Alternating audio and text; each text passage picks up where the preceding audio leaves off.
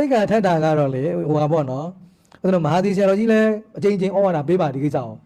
ဆရာတော်ကြီးလည်းပြောဓမ္မဒုရဆရာတော်ကြီးတို့လည်းပြောပါတယ်ဒီတိတ်ကထက်တဲ့ပတ်သက်ပြီးတော့တိတ်ကထက်တယ်ဆိုတာဦးဇင်းလေဒီဆရာတော်ကြီးတို့လည်းပြောတယ်ဗာပြောတယ်လေတိတ်ကထက်တယ်ဆိုတာကတန်တရားရှိလို့ဦးဇင်းတို့ရဟန်းခံတဲ့အခါမှာအင်္ဂါ၅ပါးရှိတယ်ပရိသတ်နော်ပရိသတ်ကပြည့်စုံရမယ်လို့ပြောတယ်ပရိသတ်ပြည့်စုံရမယ်ဆိုတာကရဟန်းခံကအနည်းဆုံးမြန်မာနိုင်ငံမှာရဟန်းခံရင်ရဟန်းစစ်စစ်၅ပါးလိုတယ်နော်အိန္ဒိယနိုင်ငံဗုဒ္ဓဂယာမှာရဟန်းခံမယ်ဆိုရင်ရဟန်းစစ်စစ်10ပါးလိုတယ်ဗုဒ္ဓဂယာမှာရဟန်းခံတဲ့လူတွေက10ပါးမရှိရဟန်းခံလို့မရအောင်ဒါမှရဟန်းစစ်စစ်နော်ရဟန်းစစ်စစ်ရဟန်းအဖြစ်တဲ့ပုဂ္ဂိုလ်10ပါးပြည့်ဖို့လိုတယ်အဲ့တော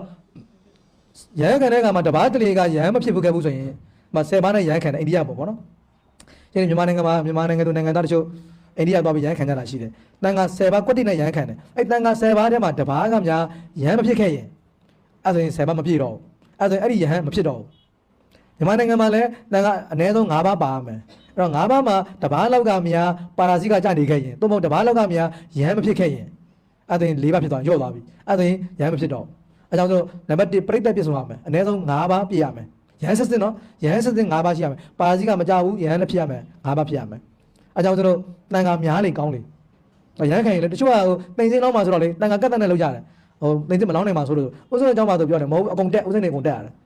်ဒါလည်းဘုဒ္ဓတတ်မှတ်ထားပါဦးစင်းတို့အကြောင်းတိုင်းမှာဆိုရင်ရဟန်း100ရှိတယ်ရဟန်း100အကုန်တက်ရတယ်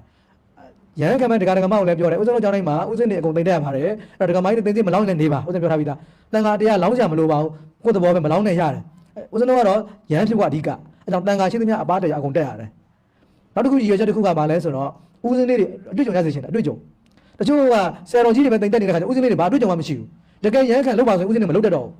ဟုတ်ပြီလားတခါတလေဦးစင်းတွေကိုကန်ဆောင်ဖို့အတွက်စီစဉ်ခိုင်းတယ်ဆိုသူတို့ဘာမှမလုပ်တတ်တော့ကမ္ဘာသာမဖတ်တတ်ဘူးအစီအစဉ်မကြဘူးဖြစ်သွားတယ်အဲကြောင့်အတွေ့အကြုံရစေချင်တယ်အဲကြောင့်ဦးစင်းတို့ကရည်ရွယ်ချက်တစ်ချက်နဲ့နော်အဲ့တော့ကန်ဆောင်တဲ့အခါမှာတန်ခါများရင်ပိုကောင်းတယ်ပါတိကကြတဲ့ပုဂ္ဂိုလ်ပါခဲ့ရင်လည်းအစားပြန်ထိုးလို့ရတယ်အဲကြောင့်နံပါတ်1တန်ခါများလေကောင်းလေရည်ရွယ်ချက်ဒုတိယကတော့ဦးစင်းလေးတွေကိုအတွေ့အကြုံရစေချင်တဲ့ရည်ရွယ်ချက်ဒီနှစ်ချက်ကြောင့်ဦးစင်းတို့ကြောင့်မှာဆိုရင်ဦးစင်းတွေအကုန်တိမ်တက်ရတယ်မတက်မနေအကုန်တက်ဦးစင်းတွေတက်အဲ့လိုမျိုးဒါလည်းတခြားကြောင်းလိုက်တွေအတူတူလို့ကြအောင်ပြပြတာလေဒါအရေးကြီးတယ်အဲ့တိမ်စင်းကအဓိကမဟုတ်တိမ်စင်းပုံငဲ့ပြီးတော့ရဟန်းချော့လိုက်မယ်ဆိုရင်တကယ်ပါတိကကြတဲ့ပုဂ္ဂိုလ်တွေပါနေခဲ့ရင်ရဟန်းဖြစ်တဲ့ပုဂ္ဂိုလ်ပါနေခဲ့ရင်ရဟန်းမဖြစ်တော့ဒီပုဂ္ဂိုလ်ကနော်သတိထားကြရလေးတစ်ချက်အဲ့ကြောင့်ဒါတိတ်ခါတဲ့အကြောင်းပြောနေတယ်နော်ဒါနံပါတ်1ပရိသတ်မပြည့်စုံခဲ့ရင်ရဟန်းမဖြစ်ဘူးဒါတိတ်ခါတဲ့အကြောင်းပြောတယ်နော်ရဟန်းဖြစ်ရင်ပြန်ထက်ရတယ်ပြပြတာနံပါတ်2ကတိမ်မအောင်ခဲ့ရင်လည်းရဟန်းမဖြစ်ဘူးဆရာတော်တွေကတိမ်သမုတ်တယ်သမုတ်တဲ့ခါမှာအမတန်ခတ်တယ်တိမ်သမုတ်တဲ့ခါမှာဒီနမိတ်တိုင်တွေရှိတယ်နမိတ်တိုင်ကဆိုလို့ကြောက်နမိတ်တိုင်နဲ့သမုတ်လို့ရတယ်ရေနမိတ်နဲ့သမုတ်လို့ရတယ်အင်္ဂလိပ်တိုင်နဲ့သမုတ်လို့မရအောင်တတိထားနော်တိမ်နမိတ်တိုင်ကိုလုပ်တဲ့ခါမှာကြောက်တိုင်ပဲဖြစ်ရမယ်အင်္ဂလိပ်တိုင်မရအောင်အဲ့တော့အင်္ဂလိပ်တိုင်ကိုတိမ်နမိတ်လုပ်ခွင့်မရှိဘူးတချို့ကနားမလဲတော့ဦးစင်းတွေ့ဘူးတယ်တခါဦးစင်းတို့ဥဆောင်တဲ့တိမ်သမုတ်ပွဲတစ်ခုမှာပေါ့ဆရာတော်ဘာကတိမ်ဥဆောင်သမုတ်ပါဆိုလာအပ်တယ်အဲ့တော့ကောင်းပြီပေါ့နော်ဘာနဲ့သမုတ်ပါကြောက်နမိတ်နဲ့သမုတ်မယ်သူကပြောတယ်ကြောက်နမိတ်ဆိုတော့ကြောက်ကိုစင်သိပြီလားစင်သိပြီလို့ပြောတယ်အဲ့တော့ဦးစင်းစိတ်ချတော့သွားမကြည့်လိုက်တော့တကယ်တော့သွားကြည့်ရမှာပေါ့နော်နောက်ကြတော့တကယ်သွားသမုတ်တဲ့ခါကျတော့ကြောက်တိုင်မဟုတ်ဘူးအင်္ဂလိပ်တိုင်တွေဖြစ်နေတယ်အင်္ဂလိပ်တိုင်တွေဖြစ်နေတော့ဟာရှင်မရဒီအင်္ဂလိပ်တိုင်သမုတ်လို့မရဘူးဆိုတော့အားချင်းအဲ့ဒါကြောက်လိုက်ချာတာကြောက်ခဲလိုက်ချာကြောက်တုံးလိုက်ချာတာပေါ့အဲ့တော့ကြောက်တုံးအဲ့တော့တော်သေးတယ်အဲ့နာမှာနည်းနည်းလမ်းပြင်နေတဲ့နေရာနဲ့သွားတိုးတော့လမ်းပြင်နေတဲ့ထဲကြောက်တုံးတွေဆွဲရတာတော့အဲ့လမ်းဆိုင်ရာလူတွေကြီးကခွင့်တောင်းပြီးတော့ဒီကြောက်တုံးတွေကိုတင်သမုတ်ခွင့်ပြုပါဆိုတော့ကြောက်တုံးတွေယူတောင်းပြီးတော့ကြောက်တုံးတွေချပြီးသမုတ်ရတာပေါ့နော်အဲ့တော့ဆိုလိုတာကအင်္ဂလိပ်တိုင်နဲ့တင်သမုတ်တွေတိမ်မအောင်ဘူးပေါ့တိမ်မဖြစ်ဘူးအဲ့တိမ်မဖြစ်ဘဲနဲ့ရမ်းခလိုက်ရမ်းမဖြစ်ဘူးနော်အဲ့တော့တိမ်သမုတ်တဲ့အခါမှာဦးဇင်းတို့တိမ်အောင်ဖို့လိုသေးတယ်နော်တိမ်မှာလည်းဦးဇင်းတို့ကမ္ဘာသာဖတ်တဲ့အခါမှာထိုင်ကတိုင်းပြီးဖို့လိုသေးတယ်ပေါ့ထားပါတော့โอเคအဲ့တော့နံပါတ်2ကတိမ်ပေါ့နော်နောက်နံပါတ်3ကဒီကမ္ဘာသာပြီးမှရမ်းဖြစ်မှာကမ္ဘာသာထိုင်ကတိုင်းမပြီးရမ်းမဖြစ်ဘူးဥပမာတစ်ခုပြောလိုက်မယ်သူနာတုဆိုတာနော်သူနာတုမှာနာကြီးရေးချာနာအဲ့တော့မြန်မာစာမှာကနာကြီးနဲ့နာငယ်ကအတူတူမကွဲဘူးနာငယ်လဲနာပဲနာကြီးလဲနာပဲပါဠိမှာကျတော့ကွဲတယ်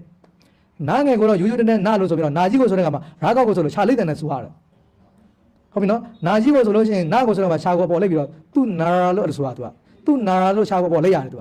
်သူ့နာတုဆိုရင်မှားပြီရဟန်းမဖြစ်တော့ဘူးအရင်ရေးကြည့်တယ်နော်ဒါတော်တော်များများရေးကြည့်တဲ့ကိစ္စအကြောင်းကမ္ဘာသာဖတ်တယ်ဆိုတော့တော်တော်မဖတ်ရအောင်ဒါတကယ်ကိုစာကိုချင်းမြတ်ဆရာသမားနဲ့သင်ဖို့တဲ့ပုံကကမ္ဘာသာဖတ်ရတာအဲကြောင့်တမန်တူကိုမဖတ်ခိုင်းရအောင်ကမ္ဘာသာကိုအဲကြောင့်သူ့နာတုဆိုရင်သွားပြီးကံပြတ်ပြီးမအောင်တော့ရဟန်းမဖြစ်တော့ဘူးအရင်ရေးကြည့်တယ်နော်သူ့နာတုဆိုပြီးတော့ခြာကိုလိတ်ပြီးတော့ဖတ်ရမှာသူ့နာအောင်ဒါမှရဟန်းဖြစ်တာအဲ့တော့မာကနာအဲ့ဆိုဦးဇင်းတို့လေဒီဆယ်ရရတာပြောတာပေါ့တချို့ကနားမလဲပဲနဲ့တဲ့သူ့နာတုဆိုပြီးတော့ခြာတန်းလန်းနဲ့ဖတ်လိုက်ရင်သွားပြီးတဲ့ရဟန်းဖြစ်တော့ဘူးတဲ့ဆရာတော်ရအဲ့လိုတော့ပြောဘူးတယ်လေဒီဆရာတော်ရဒါကြောင့်ရဟန်းခံတဲ့အခါမှာကမ္ဘာသာအရန်ရေးကြည့်တယ်ထိုင်ကတိုင်းကြဖတ်နိုင်တဲ့ပုဂ္ဂိုလ်လိုတယ် အဲ့ဒါမှယဟန်ဖြစ်မှာဟုတ်ပြီနော်ယဟန်ဖြစ်တဲ့ဟိုတိတ်ကထက်တယ်ဆိုတာပြောနေတာနော်အဲ့တော့ပရိသတ်လည်းတန်ခါပရိသတ်လည်းပြည့်စုံရမယ်တိမ်လည်းအောင်မြင်တဲ့တိမ်တလုံးဖြစ်ရမယ်ကမ္မဝါဒလည်းထံကတိုင်းပြရမယ်နော်နောက်ယဟန်လောင်းကလည်းဟိုအသက်20ပြည့်ရမယ်နော်အသက်20ပြည့်တဲ့ပုဂ္ဂိုလ်ဖြစ်ရမယ်ဟုတ်ပြီနော်အသက်20ပြည့်တဲ့ပုဂ္ဂိုလ်ဖြစ်ရမယ်အဲ့ဒါမှသူကယဟန်ဖြစ်မှာအသက်20မပြည့်ဘဲနဲ့ယဟန်ခံမိလိုက်လည်းယဟန်မဖြစ်ဘူးတချို့ကမွေးသက်ကလေးမှားပြီးတွက်မိလိုက်တယ်ယဟန်မဖြစ်ဘူးနော်အဲ့တော့၄ချက်အမှန်၅ချက်ပေါ့ညက်ရဲကမ္မဝါတစ်ခုခိုက်လိုက်တာဦးဇင်းကခုနပေါင်းပြောလိုက်တာညက်ကတစ်ခုကမ္မဝါကတစ်ခုပေါ့အဲ့တော့ပရိသတ်ပြည့်စုံရမယ်နော်ပရိသတ်ကဟိုနာအနည်းဆုံးယဟန်စစ်စစ်၅ပါးရှိရမယ်နောက်အောင်မြင်တဲ့တင်ကြလုံးဖြစ်ရမယ်နော်နောက်တစ်ခါခုန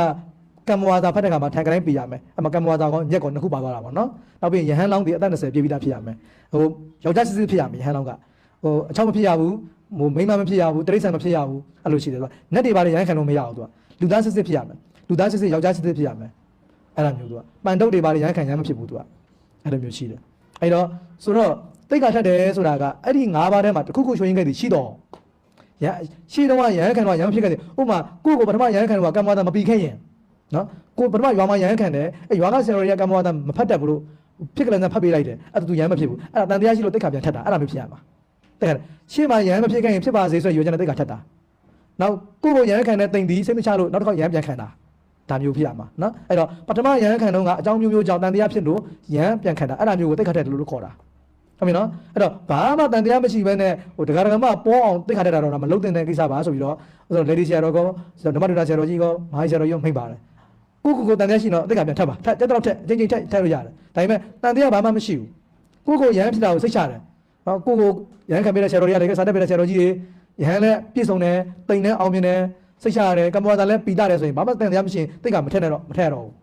နော်ထက်စရာမလိုဘူးအဲ့တော့တိတ်ကထက်တယ်ဆိုတာရဟန်းမဖြစ်ခဲ့သည်ရှိတော့ဖြစ်ပါစေဆိုတဲ့ရွေးချက်နဲ့ထက်တာပါအဲ့တော့တချို့တတ်တော်ကြီးခါမှလာထက်တာမျိုးကျွန်တော်စဉ်းစားကြကောင်းလာပြီတချို့တတ်တော်ရမ်းကြီးဒီဆရာရဟန်းမဖြစ်ခဲ့ဘူးလားစဉ်းစားကြဖြစ်လာပြီဟုတ်ပြီနော်ဒါတော့တတ်တော်ကြီးကြီးခါမှတိတ်ကထက်တဲ့ခါကျတော့ရဟန်းမဖြစ်လို့ရဟန်းခန္ဓာလားလို့ပြန်မေးစားဖြစ်လာပြီတခါကြီးမင်းနဲ့မင်းကအဲ့သဘောဖြစ်သွားတာပေါ့အဲ့တော့ရဟန်းဖြစ်လို့တိတ်ကထက်တဲ့အဓိပ္ပာယ်ကတော့ရဟန်းမဖြစ်လို့တိတ်ကထက်တဲ့သဘောပဲဖြစ်ရမယ်လက်လက်မှလိုချင်လို့ထက်တာမဖြစ်စီရအောင်နော်အဲကြောင့်တိတ်ခါတက်တယ်ဆိုတာတန်တရားရှိလို့ထက်တာပဲဖြစ်ရမယ်အဲဥစဉ်တော်ကြောင်းနေမှာဆိုရင်တိတ်ခါတက်ရင်ဘယ်တကယ်မှမလို့တချို့စာသင်သားဥစဉ်လေးတွေလာတယ်ဥစဉ်ကတော့ထက်ခိုင်းတယ်လေဒီဆရာတော်ကြီးလည်းထက်ခိုင်းတယ်တိတ်ကအချိန်ချင်းထက်ကောင်းတယ်ဘာလို့သူ့ကိုကမ္မဝါဒဖက်ခဲ့တဲ့ဆရာတော်တွေပိန်တွေကဘယ်လိုမှမသိဘူးလေမသိတော့တိတ်ကထက်တာကောင်းတယ်မကောင်းတယ်ပို့ပြီးတော့စိတ်ချတယ်အဲကြောင့်ဥစဉ်တော်ကြောင်းနေမှာဆိုရင်လည်းဒီလာပြီးလာကွယ်15ရက်ဆိုရင်တိမ်ဝင်တယ်တိမ်ဝင်ရင်တန်တရားရှိတဲ့ဥစဉ်တွေဘယ်သူမှမဆိုလာ6တိတ်ကထက်ခွင့်ပေးတယ်ဘယ်တကယ်မှဖိတ်ကြမလို့အသိပေးကြလည်းမလို့ကိုယ့်ဟာကိုတန်ဃာတွေစီမှာတိတ်ကထက်လိုက်ပြီးသွားပြီဒါဘသူကမှအတိပေးကြဖိတ်ကြမလို့တင်စင်းလောက်ကြလည်းမလို့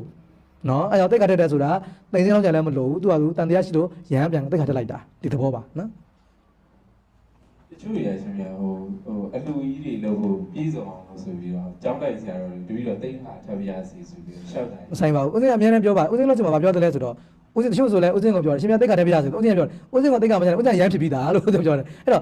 လှုပ်ချင်တယ်ဆိုဒီကမာကြီးလို့ရဟန်းမဖြစ်သေးတဲ့ဦးကိုရင်တွေရှိတယ်သူတို့ကိုရဟန်းတကမှာလှုပ်ပါအဲ့ဒါအကျိုးများတယ်သာသနာမှာစာသင်သားကိုရင်ဦးစင်းနဲ့အများကြီးရှိတယ်အဲ့တော့ရဟန်းမဖြစ်သေးတဲ့ကိုရင်တွေကိုရဟန်းတကမှာလို့အဲ့ဒါကောင်းတယ်အကျိုးများတယ်လို့အဲ့တော့ဖြစ်ပြီးသားဆရာတော်ကိုတိတ်ခါတက်ဘာအကျိုးမှမရယူယူနဲ့ပစ္စည်းလေးပါတကမှာခံနိုင်ပြီးပြီလို့ဟုတ်တယ်နော်ပစ္စည်းလေးပါတကမှာဖြစ်အလူခံနိုင်6ထားလိုက်ရင်ပြီးသွားပြီလို့တိတ်ခါတက်လို့ဘာမှအကျိုးမရှိဘူးနော်အဲ့ကြောင့်မဖြစ်သေးတဲ့ရဟန်းဖြစ်တဲ့ဦးစင်းကိုရင်ကြီးတွေကိုရဟန်းခံပေးပါအဲ့ဒါအကျိုးများတယ်ဦးစင်းကတော့အဲ့လိုပဲပြောတယ်ဒီလိုတကမှာလည်းအရှင်ပြတိတ်ခါထက်ပြရစီမထက်နဲ့ဦးစင်းရဟန်းဖြစ်ပြီးသားထက်စရာမလိုဘူးလူချင်းပစ္စည်းလေးမှလူတန်ရတယ်ဒါပေမဲ့ရဟန်းတကဖြစ်ချင်ပါတယ်ဆိုရင်ဦးစင်းကိုခံလို့ရဟန်းတကဖြစ်မှာမဟုတ်ဘူးဟောတော့ကိုကရဟန်းဖြစ်ပြီးသားလေအဲ့တော့ခံချင်တယ်ဆိုလို့ရှိရင်ရဟန်းဖြစ်တဲ့ကိုရင်ကြီးတွေရှိတယ်အဲ့စာသနိုင်တွေမှာအဲ့ကိုရင်ကြီးတွေကိုရဟန်းခံပေးအကျိုးများတယ်အဲ့လိုပဲပြောရတာဒါဆရာတော်ကြီးတွေအနေနဲ့အဲ့လိုလမ်းညွှန်တင်တာနော်ဒါမှစာသင်သားတန်ဃာတွေလည်းချမ်းသာတာပေါ့အဆင်ပြေတာပေါ့နော